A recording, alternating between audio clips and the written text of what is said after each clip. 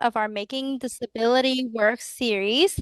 And as y'all probably just heard, we will be recording a portion of today's meeting and making it accessible by including captions before we share it with others. So folks who are unable to join us at this time could also access the information.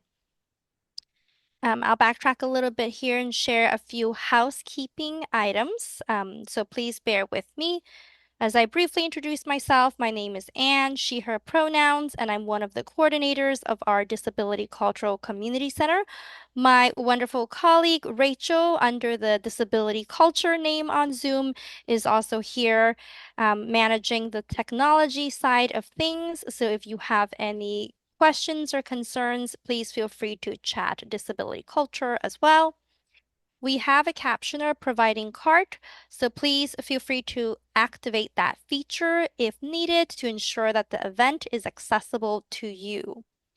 And I also wanted to start off by saying, please feel free to do what helps you be present and be engaged in this conversation and event and also absorb the information, whether that be have your camera on, off, eat during the presentation, rest, sleep. Well, not really sleep, that's a joke, but as long as you're awake and present for the information, do whatever access you need to be able to participate. As we know, this session is also being recorded, so we will have access to the information if you have someone in mind who is unable to join us at this time. Slides will also be shared post-event if you RSVP'd and provided your email address. We will be able to send you the presentation slides as well. I also want to take a moment to do a land acknowledgement. Although this event is taking place virtually, we are all occupying and should recognize that Berkeley sits on the territory of the Huchen, the ancestral and unceded land of the Chochenyo-speaking Ohlone people, the successors of the sovereign band of Alameda County. This land was and continues to be of great importance to the Muwekma Ohlone tribe and other familial descendants of this land. We acknowledge that we are using this space and we have done and continues to do great harm to the Native people. This acknowledgement was co-created with the Muwekma Ohlone tribe and Native American Student Development and is a living document. I want to share a brief flow of how the event will go. I'm super excited to welcome y'all once again to Making Disability Work. Today's main focus and topic is about internships, work experiences, and also share information on the California Department of Rehabilitation. And if you are already receiving their services, how to structure your plan of employment so that you can ask for and access important employment related services such as any training, any licensing, any technology that you may need from the department to be successful with your employment goal. We have two guest organizations who are doing co-presenting with us today. First is the Berkeley Career Engagement with UC Berkeley, formerly the Career Center. And second is our guest from Disability Rights California, who will be sharing information in their respective areas. And at the end of the presentation, we will have 20 minutes allotted for questions and answers. Without further ado, I'm going to turn it over to our first presenting partner, Ricardo from Berkeley Career Engagement, and Dan to talk about how the Career Center on campus can support disabled students, job seekers, and what are some portals and resources folks can use on their employment, internship, and professional development search. Take it away, Ricardo. Okay, thank you, Anne. Thank you, Anne, and thank you, Rachel, for helping us out with the slides. I'll start here with my portion, and then I'll pass it over to Dan. But again, it's really cool to see a lot of folks that I know and have met either in person or on virtual in my one-on-one counseling appointments. I am Ricardo Flores.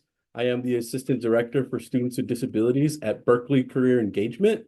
And mainly, I'm a liaison for the disabled student program to maximize their involvement and participation on Handshake, our career portal, and just be a positive influence and empower you to develop yourself professionally here and connect you with folks here at the Berkeley Career Engagement that specialize in interests and areas that might be beneficial to you career-wise, right? We'll go to slide 3, please, Rachel, and talk a little bit about the benefits to including Berkeley Career Engagement into your world here at Cal. Okay. And that is we work on the three C's. We like to call it the 3 C's, and that's career clarity, career competitiveness, and career connections. And I do my best in meeting with students and figuring out how to apply the disability lens to all of those areas. So as far as career clarity, maybe you're exploring careers in general, but then with disabilities, you're also researching accommodations that work best for yourself, right? And trying things out. As far as competitiveness, we're all building our brand with our resumes, with our LinkedIn, with our our headshots, all that stuff, right? All that's general. But then as people with disabilities, we need to figure out how we're branding and disclosing our disability in the workplace, right?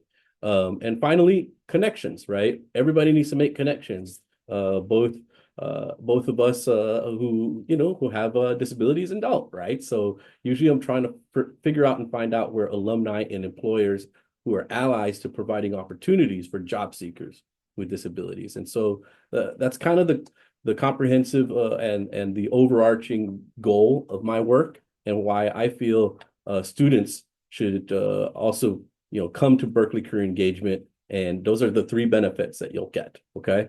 We'll move to slide 4, Rachel, and I want to pump up my other colleagues. I'm one of 15 career educators here at Berkeley Career Engagement. So I'm offering definitely programming and career readiness for the disabled student program, but we're also offering career readiness skills, with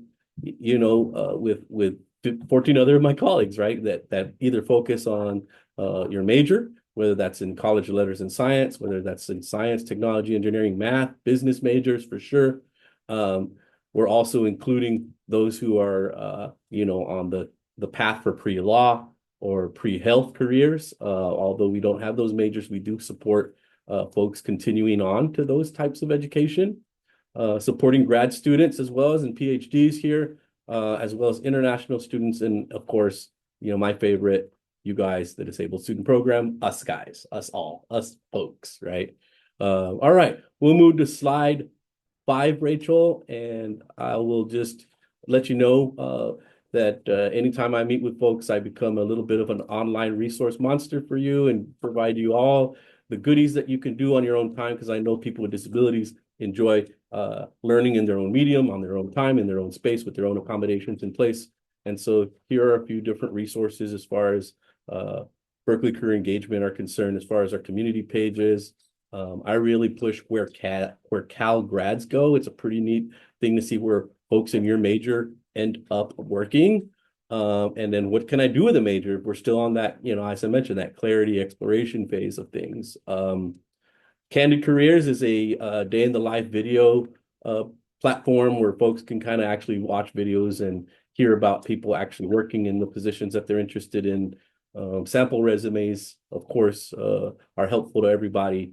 And our global careers, or Going Global, is a platform on learning more about working abroad. So lots of resources, and that's just to get you started. Slide 6, Rachel, I want to just help us promote a little bit of our peer advisors.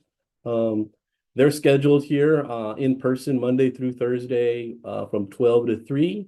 They're virtual on Friday, 12 to 3, offering peer advising services. I think there's about 8 of them, 8 students who, if you want to work with someone who's more on your level and going through the path that you're going through, they also have experience talking about resumes, cover letters, LinkedIn, and how to use our online resources. So they will cut off December 6th, and they'll resume, of course, in the spring semester. But that's where we're at with our peer advising, and I just want to give them a plug since they are available to you on a drop-in basis, 12 to 3, Monday through Friday. Okay. Um, Slide 7, Rachel, slide 7, and I'll plug my one-on-one counseling. Again, I mentioned I really do appreciate seeing some familiar names on this list. But for those of you who aren't aware, I do offer 1 hour appointments, and that you can access on Handshake or by emailing me at ricardo.flores@berkeley.edu, where for sure we could tackle any kind of career readiness issue that you're facing. And as someone who is a generalist in career advice as far as meeting with people with all majors, since people with disabilities kind of are in all majors. I do my best with that, but I also refer folks to our other career counselors that maybe might specialize and be a little bit more connected in your major specifically. But one specialization as far as being someone who identifies as someone with a disability, but also has been working in the field a long time. We could dive a little deeper into your own disability accommodations, how to figure out how to make your disclosure of disability in the workplace strength-based, focused, connect you with hiring initiatives that deal with pipelines for folks with disabilities, and your own personal and professional branding when it comes to that concerns. Okay. So I'm here, one-on-one counseling. We also do this group kind of learning. This is our last one. It's been really fun collaborating with the Disability Cultural Center and the Department of Rehab on a Making Disability Work series. I really do give a thumbs up to everyone who has made it to all of them, or at least one or two of these programs. We hope to kind of replicate some of this in the spring, and so that you all know that we will be doing career readiness continuously, at least once or twice a month next semester as well. So thank you for coming. We'll move to slide 8, and I will leave them, Rachel, with a few more resources specific to people with disabilities who are job seeking. My priority number one would actually be the Job Accommodation Network, where you could learn about your own disability, whichever one that you most identify with, and pull up and bookmark various accommodations that are being respected in the workplace currently. Also, a couple job boards other than Handshake or other than Indeed or other than LinkedIn that are specific to individuals with disabilities: sourceable.com, inclusively.com, and the disabilitytalent.org. So those are specific job boards and resources for job seekers with disabilities. Please use them. They are free, and it will help you along your way. Maybe even make some of the competitive pool of applications a little bit better for you. Might work in your favor. Another thing that'll work in your favor, in all due respect to sharing other specialists and experts over here at Berkeley Career Engagement, and going along with one of my goals as being a liaison for the Disabled Student Program to here and to this office, is to introduce you to other cool people who are doing great work and figuring out how to include various work opportunities for Cal students. And that is my colleague, Dan Stanton, who is the assistant director for internship development. And so I'm going to pass the mic over to Dan, and please welcome him to Making Disability Work. And thank you, Dan, for being here. And I want you to share with them all the cool work that you're doing for internships. Well, thanks for having me. Thanks for the wonderful introduction, Ricardo. And I'm glad to be here to share some really exciting opportunities with everybody. So, thinking about Berkeley Career Engagement Resources, which Ricardo's covered a lot, and I'll have a couple other pointers for seeking internships directly, and then exploring your career pathways and building your resume. I'm going to show you some new resources. Really, my feeling was when I came to Berkeley and when I came to higher ed, one of the things I was brought here to do was build new pathways for students. And I'm on the employer relations side of Berkeley Career Engagement. So I work with employers directly. I recruit new employers. I sort of find ways to connect with employers at the career fairs and get them more vested in Berkeley and our students. And I also partner with various student resource centers and affinity groups. So I'm super happy to be here. And I'm just about to share a lot more with you that hopefully will be helpful. Go to the next slide. So, just reinforcing, so here at Berkeley Career Engagement, our vision and missions, our vision is to cultivate a university-wide culture of career readiness, where every student engages in meaningful experience and has a supportive professional community and is empowered to achieve lifelong career success. Our mission, we are dedicated to advancing equity and access to career resources for every student and recent alumni of UC Berkeley. I think Ricardo covered the 3 C's of the clarity and competitiveness and connections extremely well, but I'm just reinforcing them with the graphic here, and we can move on to the next slide. So Handshake really is, again, just reinforcing more, like Handshake is really one of the most useful tools that we have. And so really when you're thinking specifically, it can help you with scheduling career appointments, and that's great. You need to connect with our career educators, and they're going to help you refine your resumes and all those things and your interviewing skills. But really, how do you search for jobs? How do you apply to internships? How are you even in the knowledge of what's coming up? So really, we're pre-screening on my side. We pre-screen everything that comes in. A lot of universities, they have like an auto-approve mechanism, and many of the other universities that are using Handshake are baffled when we tell them that UC Berkeley, we pre-screen every job that comes in. But we do that for a reason. We want to make sure there's equity and inclusion. And my role is to highlight and focus on pushing employers to have paid internships. Next slide. So a couple of things in Handshake you can do to customize your search is really, when I got in there, I created like my own student account just so I could see what everyone else is seeing. And you can really customize it by the job type. Do you want a part-time job? Are you just looking for an internship? Where do you want to work? Is it remote, fully remote? You can really make those selections and customizations in Handshake. And then also, importantly, like, what industry do you find yourself being appealing? What do you want to explore? So like when I was building mine as my fake student account, I was like, oh, I'm into education and I'm into science and I'm into music. And so I kind of put all these things in there, and I get a really interesting feed of all the current available jobs. And so I encourage you to play with it and figure it out. And if you need help and resources, again, I'm here as well as Ricardo and as well as all the other career educators as a resource for you at Berkeley Career Engagement to help you refine your search and maximize Handshake, really is what I'm getting at. Next slide. So 2 of the things that I've really that are going to build your resume and your career possibilities and ways to get started, like a lot of it is just fundamentally getting started with your, building your skills and what your experience is on your resume. 2 great ways to develop your resume and build your network and make these connections are through two programs that one program I'm rebooting this year, and that's Cal Job Shadow. And basically, we're building it up from scratch, basically. But it's been a program that's been around at Berkeley for 20 plus years. It's just after the pandemic, it never quite came back. So I'm really giving it some focus this year. And have been doing a lot of work. And also Berkeley is launching a new My Berkeley platform at the same time. So in the coming years, it's going to be even better and more robust and a larger participation. But it's basically experiential learning.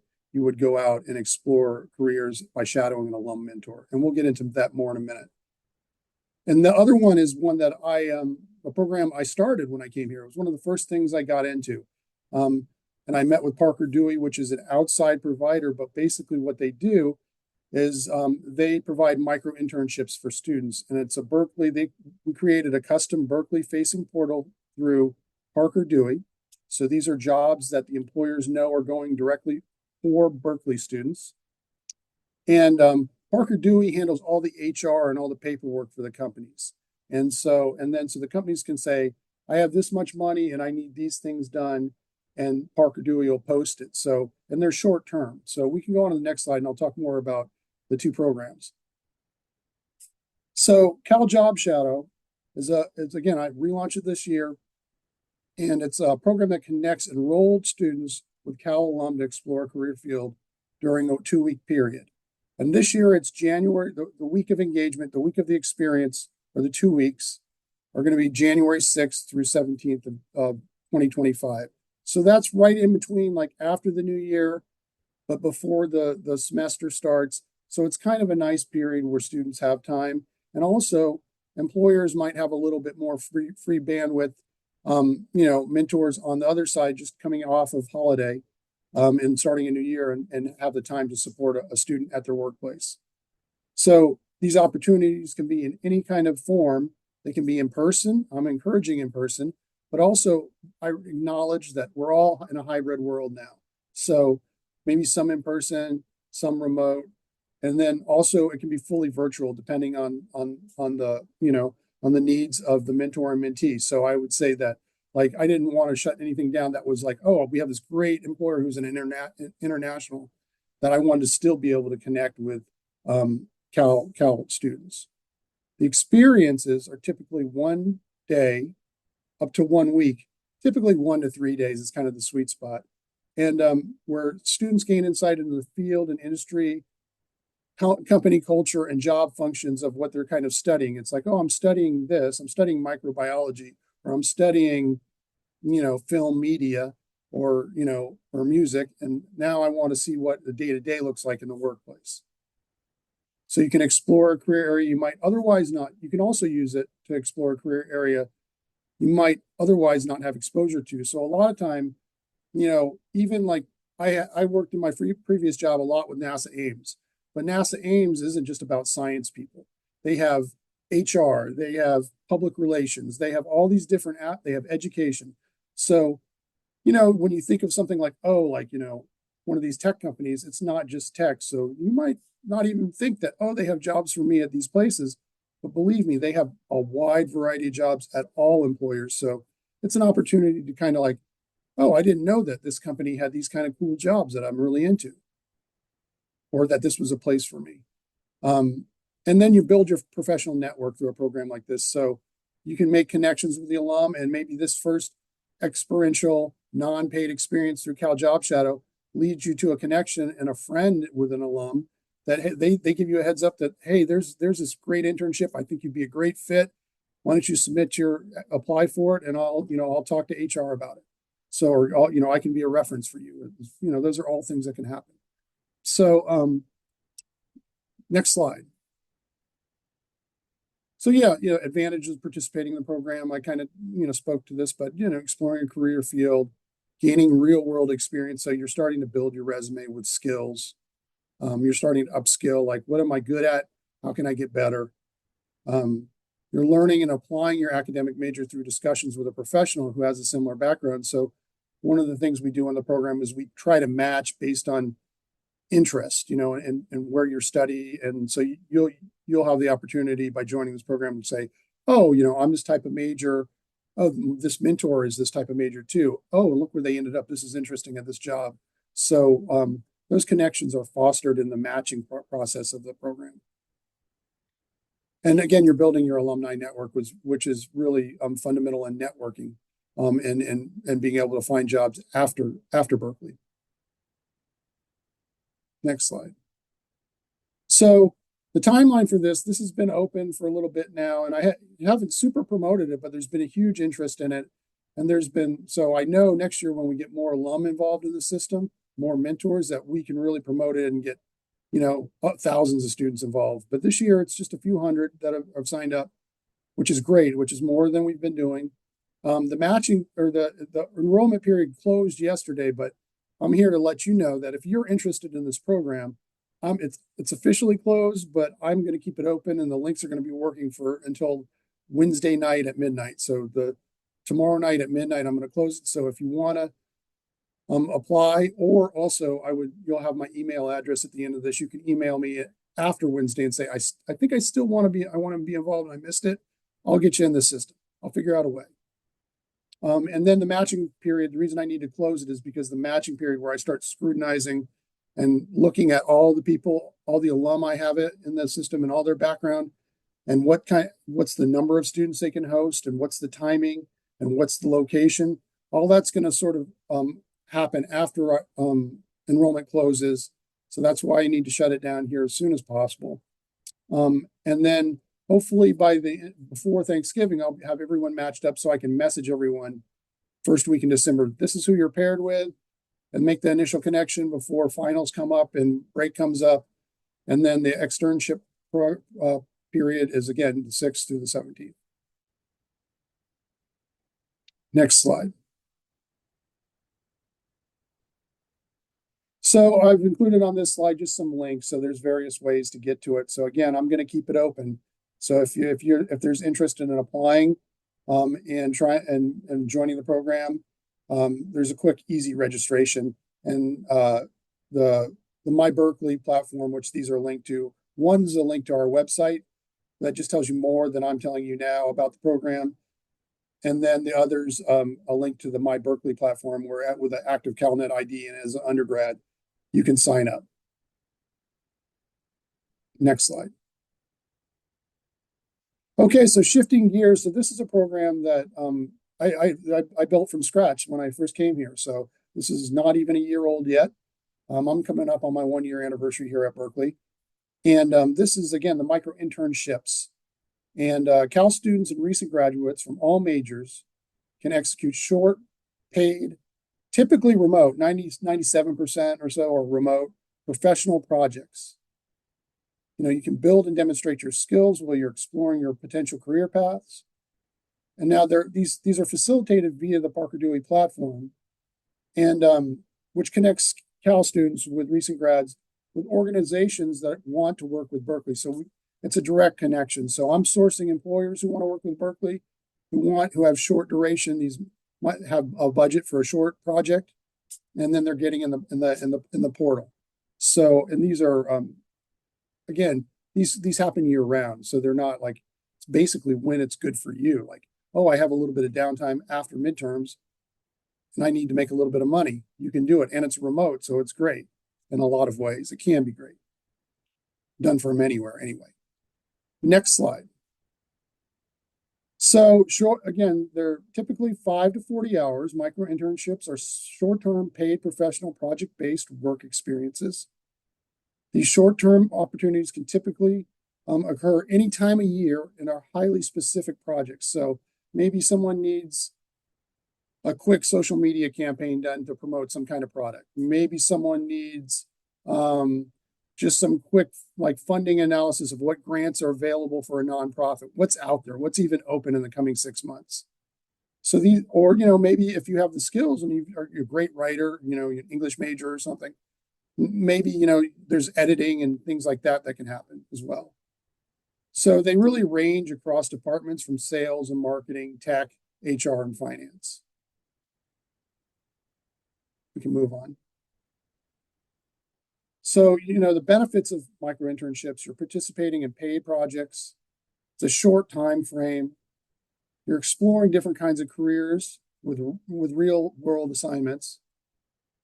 You're making connections and you're showcasing your skills to prospective employers. You're applying your classroom knowledge and your practical skills in scenarios, real world scenarios. And you're developing your portfolio and expanding your network, and you're building what you can host on your resume. And so I've included on the bottom of this slide a direct link for Berkeley students to apply to the Berkeley Parker Dewey micro internship. So you create an account. It takes usually 5 to 10 minutes. It's good to go in with some form of working resume so you can just kind of plop it in there into their system. And then again, we're here at our Berkeley Career Engagement to help you with that. And then just the expectations with Parker Dewey. Since we've been live with the program since May, over 1,000 students are using the platform already. And I feel like that's really great numbers in such a short time. And, typically it takes, a few applications before you get your first one. So on average, what I'm noticing when I look at the numbers, it's like 5 to 8 applications for a job to get a job. But once you get in, I've noticed that some companies are hiring the same student over and over. Once they find that student who's working well with them in the micro internships, they're reposting new jobs, and that same student's getting more jobs. We have one or two super users that have made like $7,000, $5,000 and $7,000 or something like that since it launched in May. So that tells you that you can make some money, and if you have the time and you just knock these things out. We can go on to the next slide. Well, being on the employer relations side, I have to mention our spring career fairs. I mean, they're wonderful opportunities to meet in person. They're occurring here on campus, either in RSF or the Poly Ballroom. And so we're going to have in January, we have one starting up at the end of January 29th. We're having the spring career fair, business and public policy. The 25th of February, architecture and environmental design and internship fair. The 19th, which is March 19th, which is a really diverse set of employers, is the nonprofit environment and public service career fair. So this is a great one to catch everybody who's coming. I think, this is a lot of really cool companies, really great work that they're doing. Same goes for the April 9th diversity and inclusion career fair and internship fair. Lots of internships I noticed last year at this fair. So really, if I was to say like the two you got to come to, you got to come to the March 19th and you got to try to come to the April 9th, depending on how your school schedule is going. But hopefully everything's going great for you academically. And Wednesday, the last one for this is the just-in-time career fair and internship fair. So that's kind of April 16th is the last one for the school year. So if you haven't landed something yet, come to that one. Usually employers are pretty open and just they're trying to patch up what they haven't hired for too. So it's again, that March going into April is a great period of time. So maybe do a Cal job shadow if you can in January, and then come to a career fair and land an internship, and then set yourself up for the summer. Next slide. And then just, Ricardo had a great slide of resources on demand. I'm just reinforcing that here with these, at Forage and Parker Dewey and the big interview. Those are all resources on our website. So our website, just navigate it and look for resources. Ricardo pointed you directly there. I have a link here on the bottom, link bringing you directly there. Again, if you're going to look for internships, you just go find opportunities on our website, and then you're going to find all the internship and experiential learning, which is all my stuff, or all stuff that I'm sort of building up. So for you.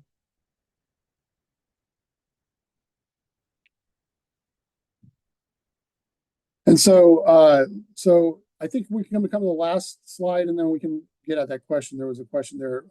Just where are we? I just always like to say, like, hey, we're right next to Rare Tea. And that was when I told my sons who are in college age where I was working, they're like, you work above Rare Tea. They were so excited.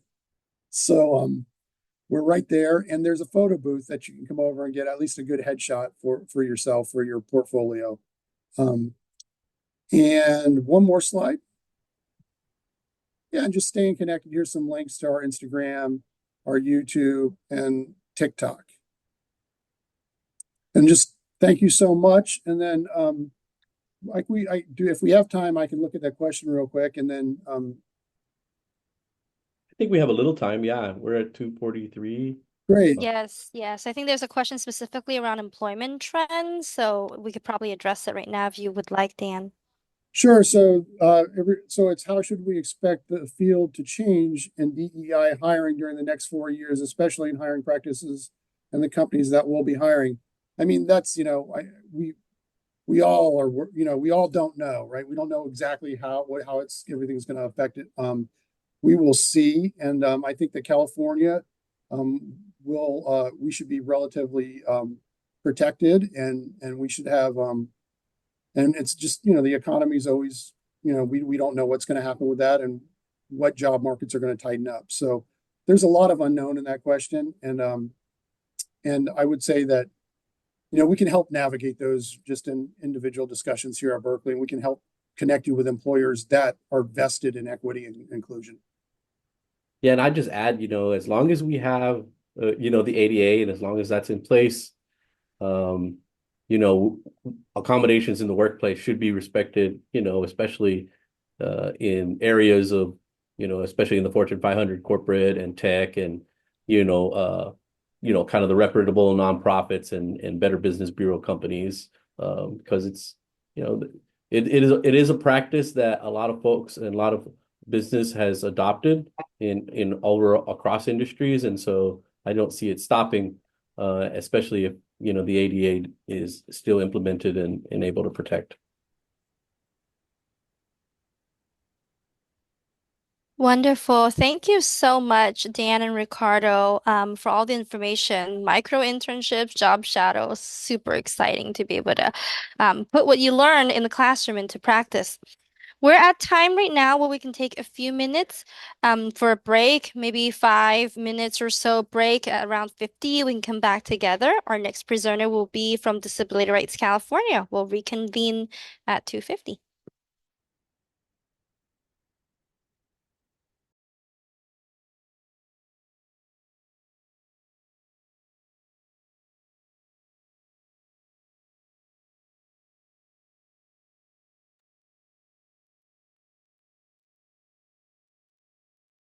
Hello, everyone. This is Anne speaking. We're back. So, hopefully, everybody had a little bit of a break time to refresh yourselves to prepare for the next part of our co-presented event today.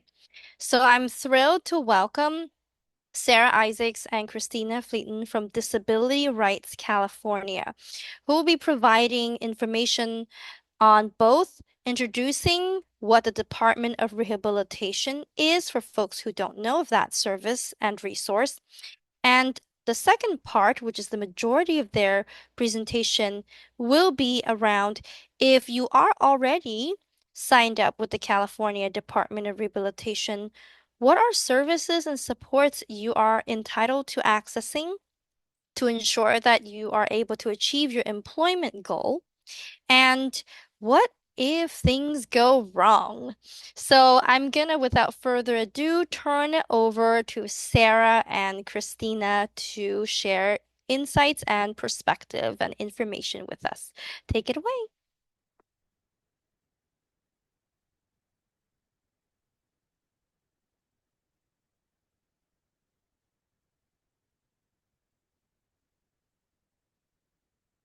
I'm not sure if Christina or Sarah, are you Oh, both whoops.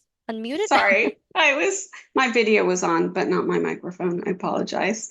Um, I will start with a quick, hi again, everybody. My name is Sarah Isaacs.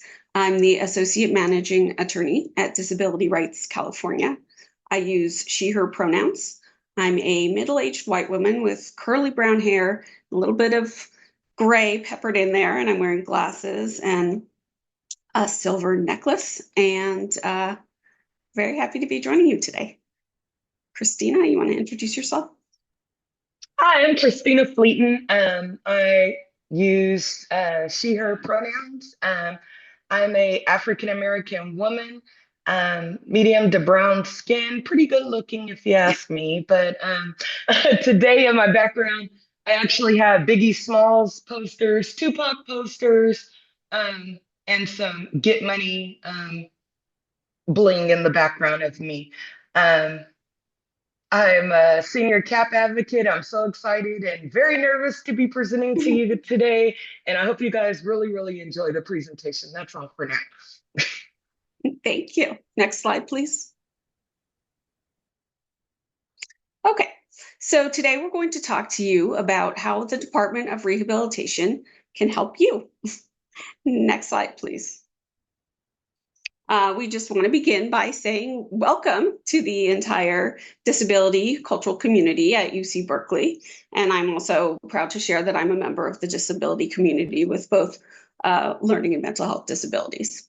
And a quick description of the slide. It says welcome in bright white letters, and there's colorful stripes of paint because we're excited to be here. And I'll also just say welcome in ASL to members of the deaf community. Next slide, please. So before we go too deep here, I'm wondering, I'm going to ask you a question, and you can either use the raise your hand feature or note it in the chat if you'd like to participate. How many people here are already clients of the Department of Rehabilitation?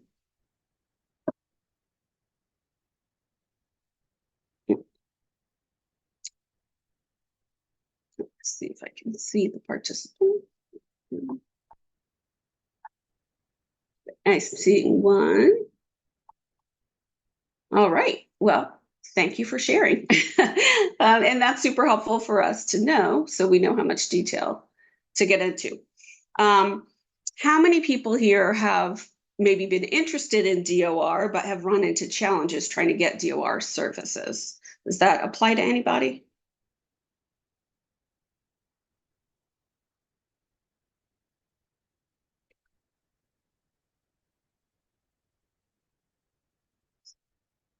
Oh, okay. Okay. So so I see more hands there.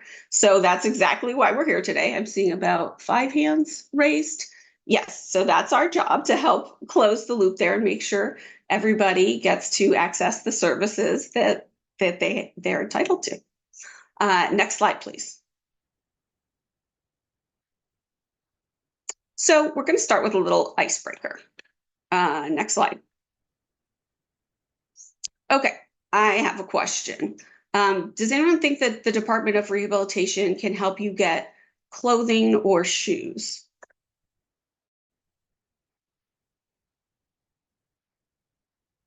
And you can unmute if you want to answer, or you could do the chat, or you can raise your hand.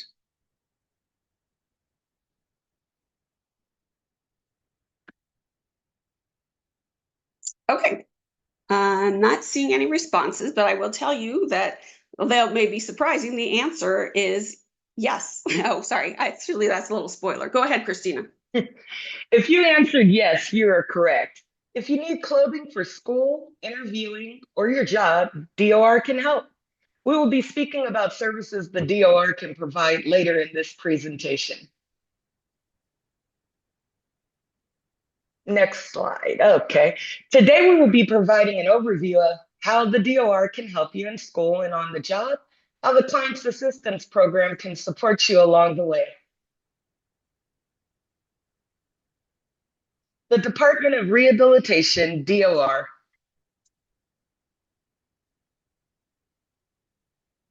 To be eligible for DOR services, you must be a person with a disability, want to work, need help to get and keep a job, or grow in your career.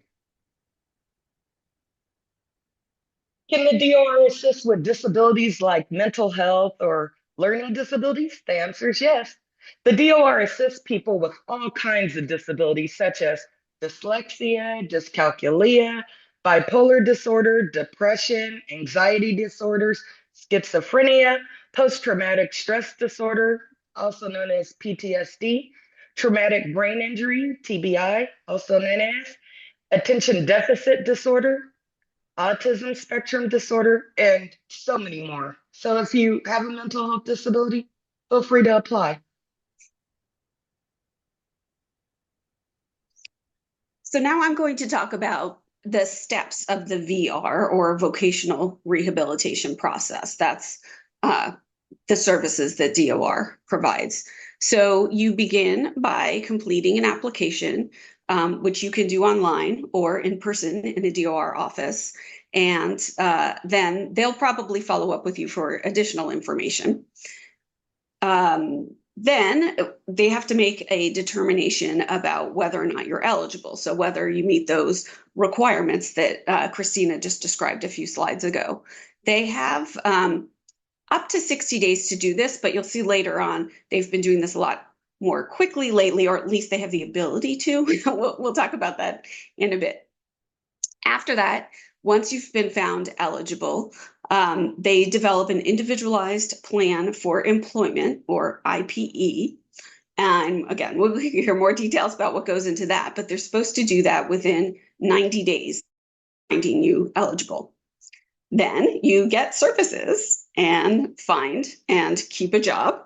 And once you're stable, they close your case. And then sometimes if you need to come back for post-employment services, that's also an option. Or nowadays, people can also come to advance in their career. Again, we'll touch on that in a bit. So a little preview of coming attractions. Next slide, please. So expedited eligibility. This allows individuals with disabilities to be determined eligible for DOR services on the day of their application, as opposed to waiting weeks or even months to be medically determined to have a disability. So the idea is that the counselor, I mean, if you have, if your disability is evident, for example, if you come in using a wheelchair and you share that you're a person, for example, with paraplegia, then they can say, okay, well, clearly you're a person with disabilities, you seem enthusiastic to work, so you can benefit. So here I'm signing you up. And we've been told that at this point, about 80% of the new applications are accepted through expedited eligibility. And then sometimes they might want more questions to either understand more about your disability or more about your background, or, again, well, sorry, not again. I'm saying this for the first time, but if you have questions that come up, if they're asking for something and you're not sure if that's appropriate, you can give us a call, and again, we'll explain how to reach us and what our role is in the process. Next slide. So the individualized employment. You can think of the individualized employment, or IPE, as a contract. It lists all of the services that the department agrees to give you to reach your employment goal. It's designed to help you get a job, keep the job you have, or grow in your career. It can include help with internships, as you all have been discussing so far, if it's a step towards a long-term employment goal. So, for example, if you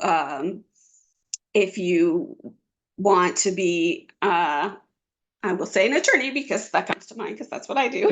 So if you are doing an internship and you need support with a variety of services to be able to access that internship, and your long-term goal, again, is to be an attorney, that is something that they can help you with as a step along the way. Next slide. So how do I pick my employment goal? You may be wondering. If you already know what to do, you can just talk to your DOR counselor and say, I'm interested in being a chef, or I'm interested in being an engineer. If you don't know, you can either get suggestions from the counselor or ask for an interest assessment, which is something that can involve a lot of different questions that, as the name suggests, finds out what you're interested in and what kinds of careers might be a good fit based on that. You could talk to people who work in fields that might interest you and get a sense of what their day-to-day job is like. That's what it looks like to really do this particular job, and if that feels like something you'd be interested in. And you could try different things out. I mean, very people end up doing the same thing that they started, when they went out of their first job, which my first job was at a video store. I don't even think those exist anymore. But anyways, suffice it to say, I'm not doing that anymore. But you have to find the right fit for you. So you can do your own research, and I think folks have access to these slides. So if you don't want to write this down now, you can click it through the PowerPoint presentation, but it's called My Next Move. And the web address is www.mynextmove.org. And that's part of a larger site that's called ONET, which includes all different career titles.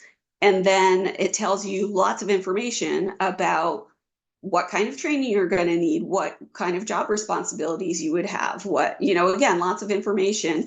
So if you use that My Next asks you questions and prompts you things to help you figure out which direction you might want to go. Or if you already know, you could just type in a keyword search like astronaut, and then they'll give you not only that career goal, but maybe related things like, astrophysicist or whatever, some kind of, yeah, I mean, you'll see, you can play with it yourselves.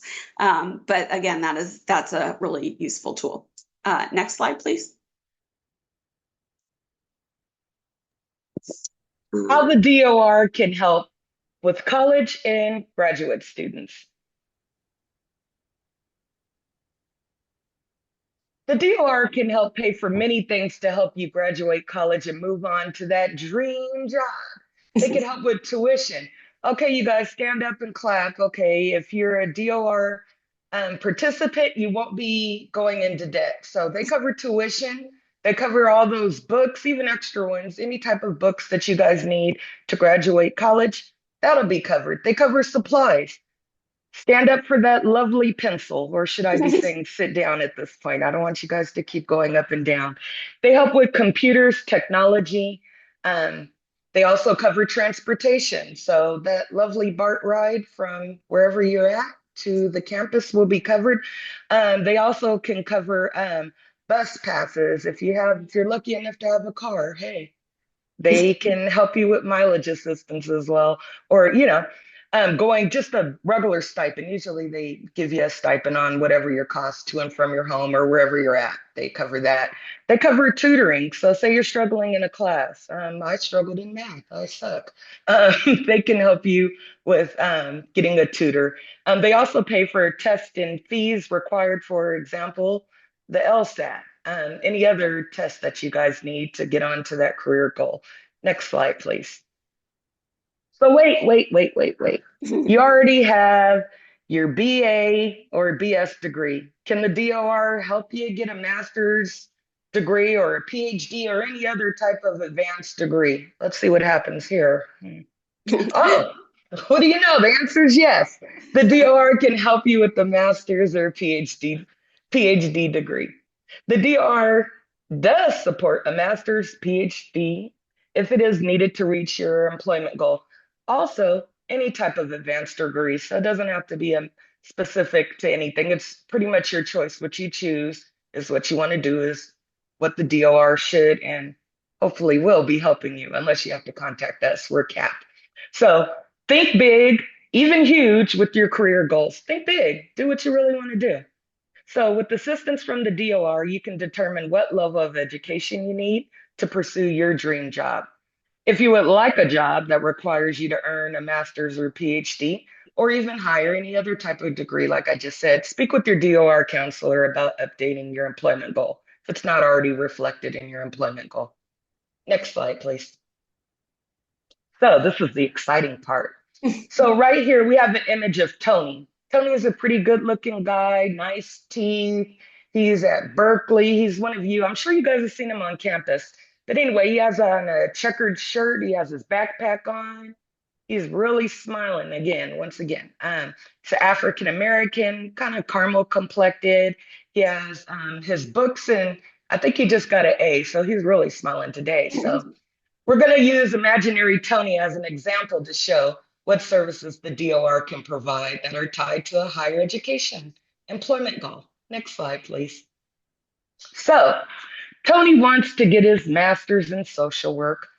Tony and his DOR counselor, they work together to make sure that his individualized plan of employment, or IPE for short, has the services and supports that he needs to reach his employment goal of becoming a social worker.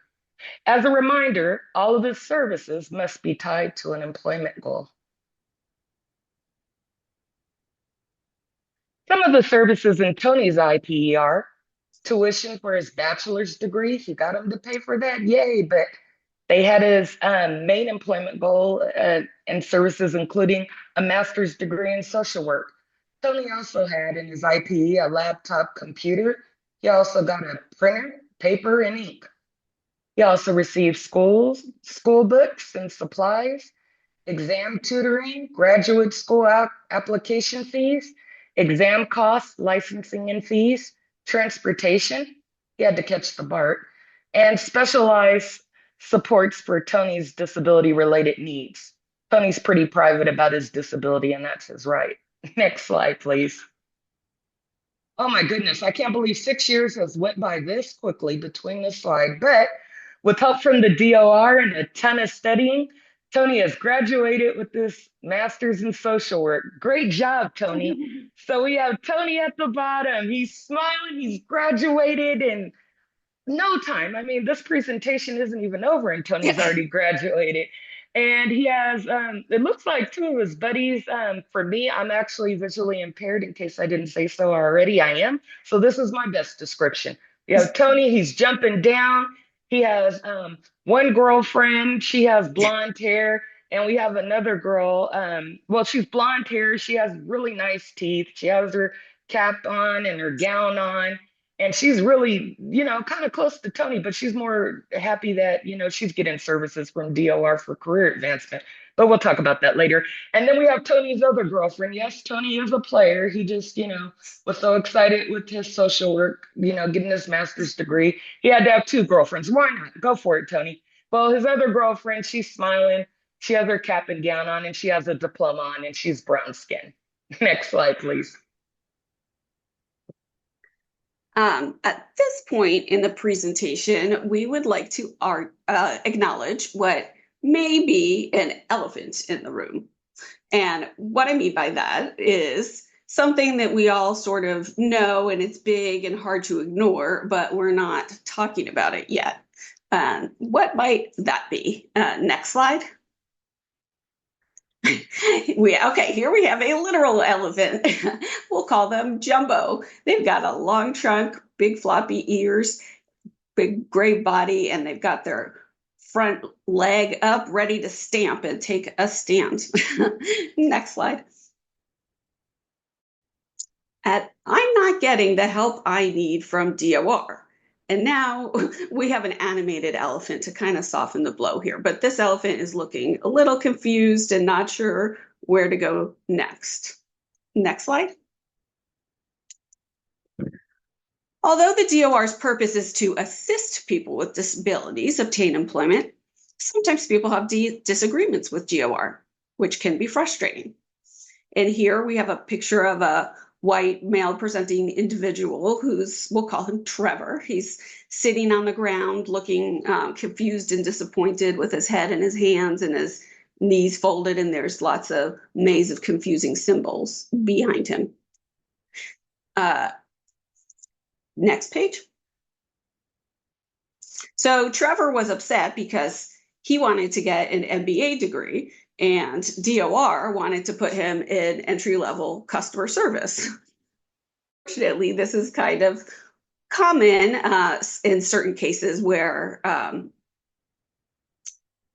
people are offered entry-level employment because that is what the law used to be, but it's changed. And so part of our job is to remind them of updates to the law and make sure people get the services they need. So here we have Tony's hands. Not Tony, Trevor's hands, and he's putting the pieces together to resolve his issue. And now we have an elephant puzzle that's all put together. So next, we'll be talking about what you can do to resolve these common issues. Next slide. Common types of disagreements between clients and DOR staff that we see are service delays. So for example, maybe your semester is about to start and they're supposed to be paying for and they haven't arrived yet. Or service denials, again, like Trevor, maybe he wanted to go to business school and they said, no, you've already got a degree, you don't need that.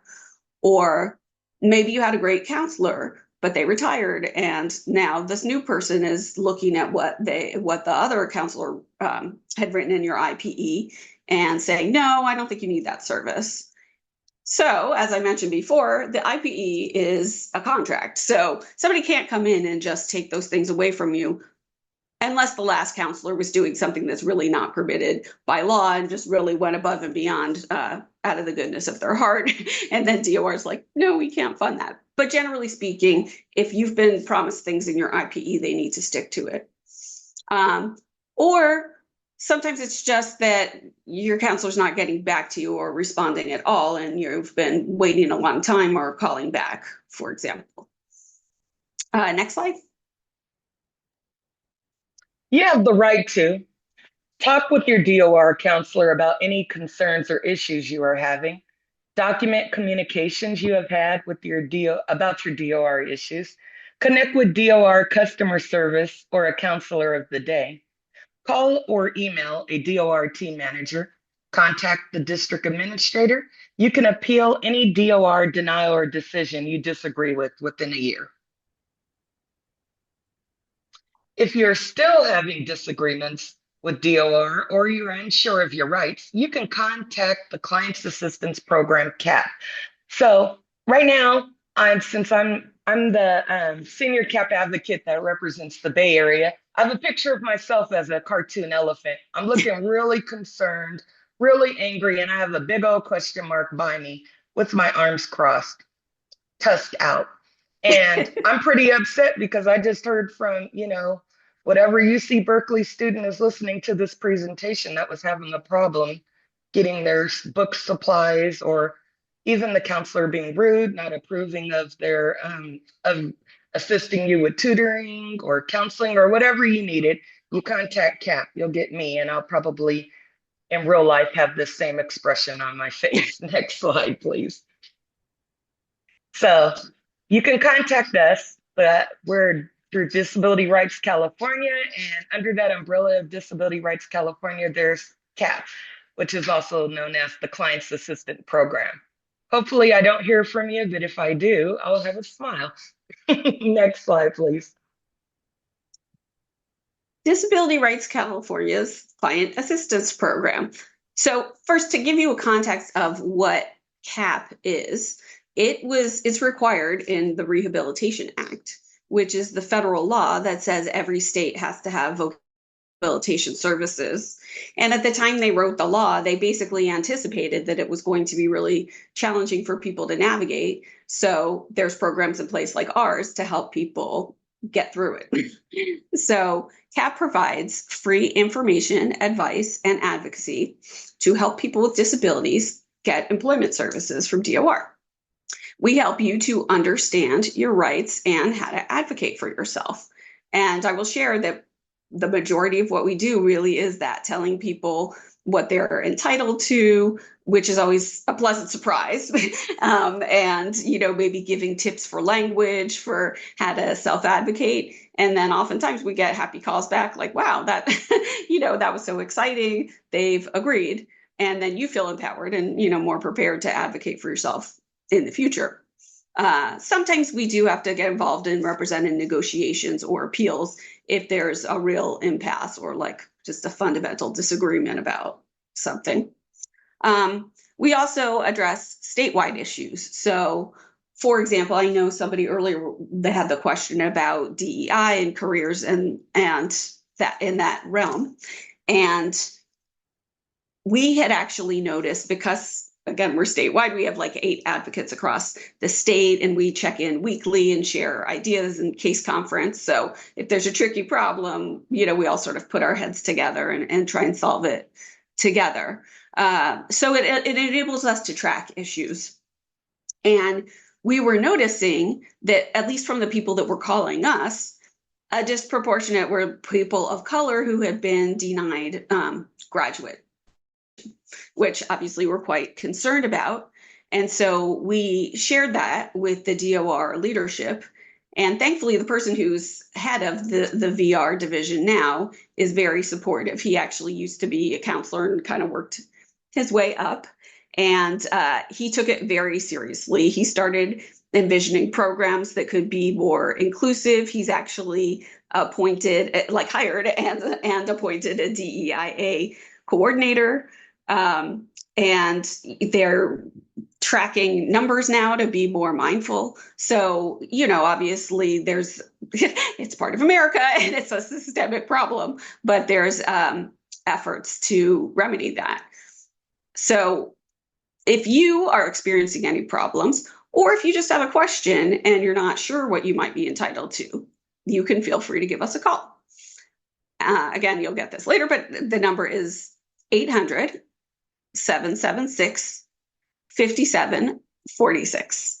And most importantly, keep in mind that we believe in you. And actually, before we change the slide, I want to mention that that is the general number for Disability Rights California.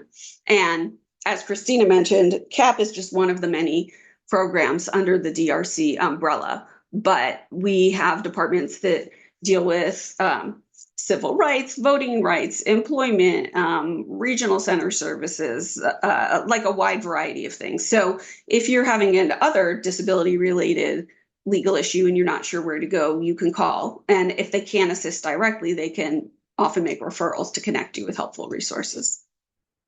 Next slide. How can DOR help with employment?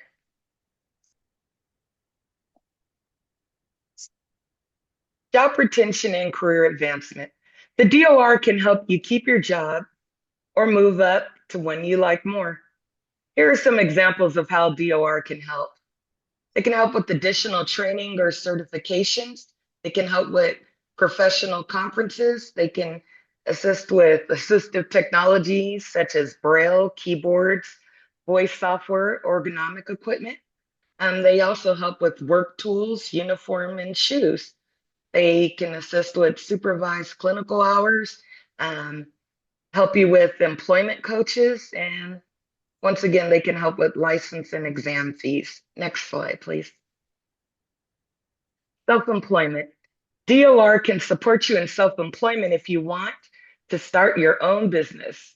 So they help with business plan assistance, tools and equipment, machinery, websites, or if you needed to start your own website, they help with business cards, business licenses, initial stock, and supplies. So like say you were opening up a candle business, they could help you with at least 6 months of supplies to get you started.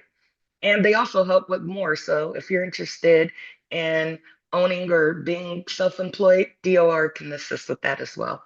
Next slide, please.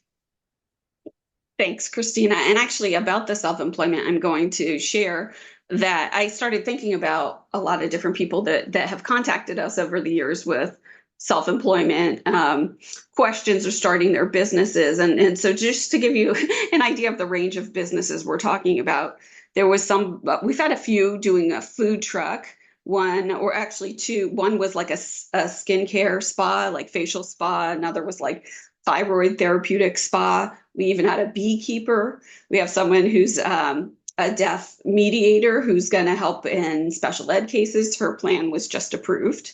We have somebody else who's opening a bike repair shop, organic farmers. And I think this was my first self-employment case. There was a very ambitious young man who wanted to do disability inclusion education to corporations to help, help us all feel welcome in corporate settings. And by the time he contacted us, I think he had been maybe fighting for about 7 years trying to get his plan approved. So finally it happened. And now fast forward a few years later, he's actually consulting for Fortune 500 companies. So he's doing very well and he's hiring people with disabilities. So big success story. And I will say PS too, that self-employment is something that we've lifted up as something that we've seen a lot of people have challenges with in the past. And so again, they're working to improve that. But there's very specific steps if you want a plan. So again, you could talk to a counselor about what that would look like in terms of writing the business plan and what's allowed to be in it. And to be honest, some of the counselors may not be that familiar because they haven't done it that much. And so that's when you can call CAP and we're happy to explain it to you.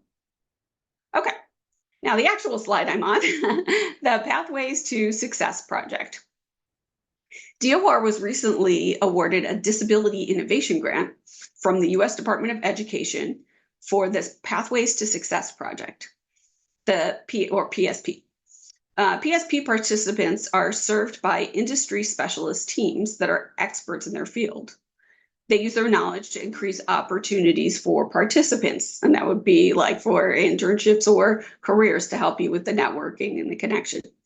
The goal of the PSP is to place and prepare people for high wage, high skill, high demand careers in one of these 6 sectors. It's advancing, biotechnology, construction and transportation, green energy, healthcare, and information technology.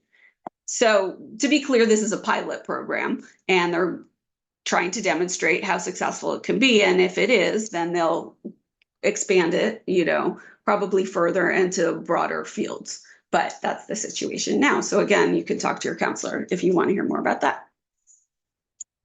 Next slide, please. DOR case closures. Next. Okay. When does the Department of Rehabilitation close my case? The DOR may close your case with a successful outcome when your employment goal has been achieved. And there's a little picture of a bullseye target there. When you've been working for at least 90 days, and you've got a little clock there. And I will say, this is the minimum, and often they're eager to close cases so they have a successful outcome and one less on their caseload or ready to get a new one.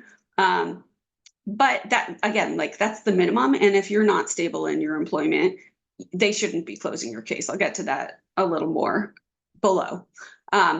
And I should also say that if you're in a job, but it's not consistent with the career goal in your IPE, you can say, no, I still want services. Maybe I'm a barista so I can keep a roof over my head, but I still want to get to be, an architect or something like that. So, okay, then the other piece is that, again, your employment needs to be secure. And we have a little image of a figure in a business suit with a tie. You no longer need DOR services, and we have a little hourglass there. And as I mentioned, you and your counselor agree, and that you are satisfied with the work and consistent with your goal, and that you're doing well at the job. And even after that, once your case is closed, if you find you need something like Christina was saying for job retention, like maybe you need some sort of assistive technology and it's a small business and they can't afford to get you a new Braille reader or something like that, that's something that the department could help you with. Or, maybe you're doing a job for a while and then you say, hey, I actually want to be in management now.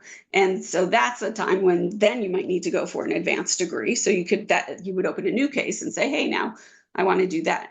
I would say if going into it that you want to be a manager or something that requires an advanced degree, you should say that from the get-go and get all of those steps built into your plan so you don't have to keep having arguments time and again about what will or won't be authorized. Next slide.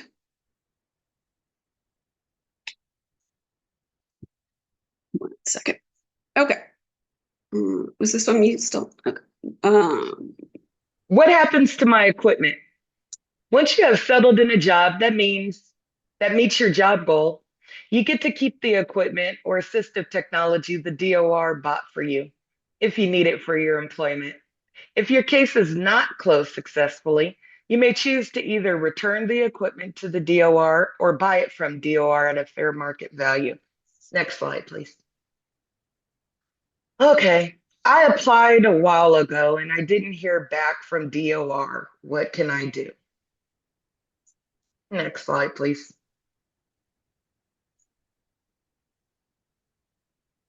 You can you want to go ahead? You can email or call the Department of Rehabilitation and someone will be able to assist you. To the right of the screen, we have the DOR email regarding applications. We have the link in there. You could go through the slides or the presentation and click it if you need it. We also have the DOR Consumer Affairs and Quality Assurance number listed below as well. And the number is 916-558-5394. Next slide, please.